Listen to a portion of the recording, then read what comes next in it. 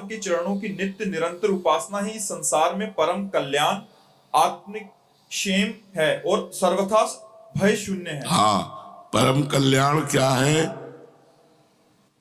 नौ योगेश्वर में जो पहले योगेश्वर बोले, नित्य निरंतर। नित्य शब्दों का सारा खेल है। नित्य निरंतर भगवान श्री हरि के चरण कमलों की उपासना। कभी हम लीला गायन कर रहे हैं, कभी सेवा कर रहे हैं, कभी नाम जप कर रहे हैं, कभी नाम कीर्तन। नित्य निरंतर केवल उन्हीं की, भगवान श्री हरि। देखो, आस्वादनीय तो हरि ही है। आस्वादन केवल किशोरी जो करती है।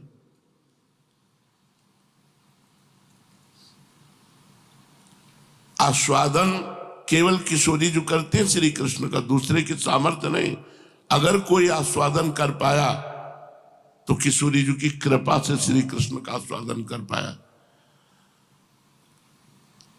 जैसे अपने ही आत्मानंद का रसास्वादन करने के लिए श्री कृष्ण ने राधा रूप धारण किया, अपने ही आत्मानंद का रसास्वादन करने के लिए। तो अब आपको समझ में आ रहा है। और हम कह रहे हैं किशोरी जी ही ऐसी कृपा करें तो श्री कृष्णानंद भगवदानंद की अनुभूति। श्री कृष्ण का रसास्वादन नहीं कर पाया कोई आज तक। अगाध रस समुद्र है, उनका रसास्वादन केवल किशोरी जी ही कर।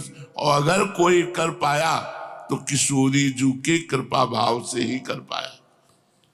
यद पाद पद्म नख चंद्रमणि छटाया विस्फुरितम किमपि गोपवधू स्वदर्शी पूर्णानुराग रस सागर सार मूर्ति साराधिका मई कदापि कृपाम करोति।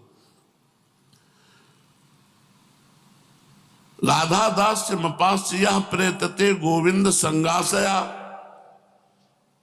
सोयम पूर्ण सुधारुचे परिचयम राकाम विना कांक्षते। अगर राधा चरणों का दास्य नहीं है, श्री जी के चरणों की उपासना नहीं है, तो गोविंद का सम्यक रूप से रसास्वादन नहीं किया जा सकता।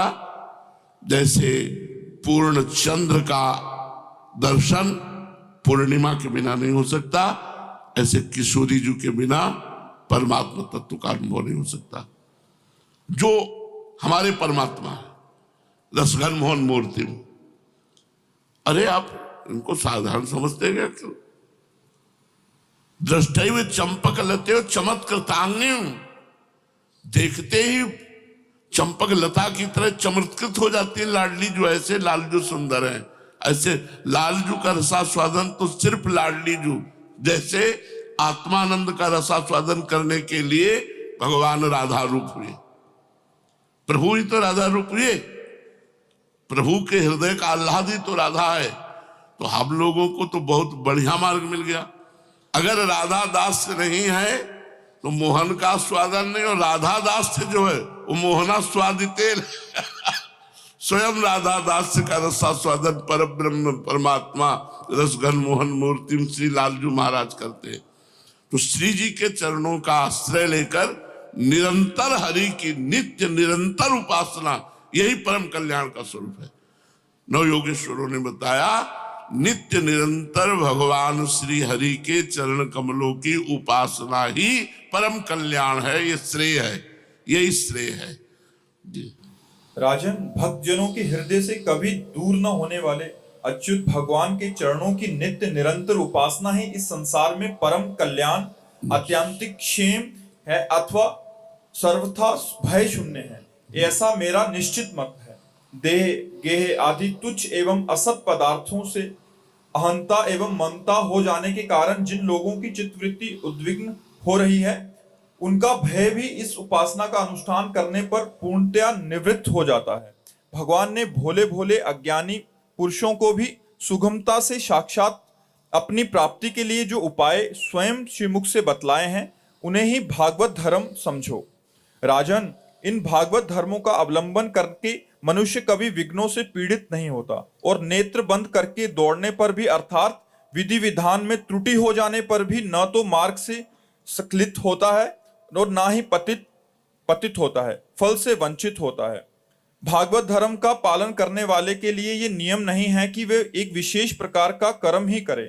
वे शरीर से, वाणी से, मन से, इंद्रियों से, बुद्धि से, अहंकार से, अनेक जन्मों अथवा एक जन्म की आदतों से स्वभाववश जो जो करे वह सब परम पुरुष भगवान नारायण के लिए ही है, इस भाव से उन्हें समर्पित कर दे। यही सरल से सरल सीधा सा भागवत धर्म है। ये साधन हुआ, वो साध्य हुआ। जी। ईश्वर से विमुख पुरुष को उनकी माया से अपने स्वरूप की विस्मृति हो जाती है और इस विस्मृति से ही मैं देवता हूं, मैं मनुष्य हूं, इस प्रकार का भ्रम आज यही रोक देते हैं।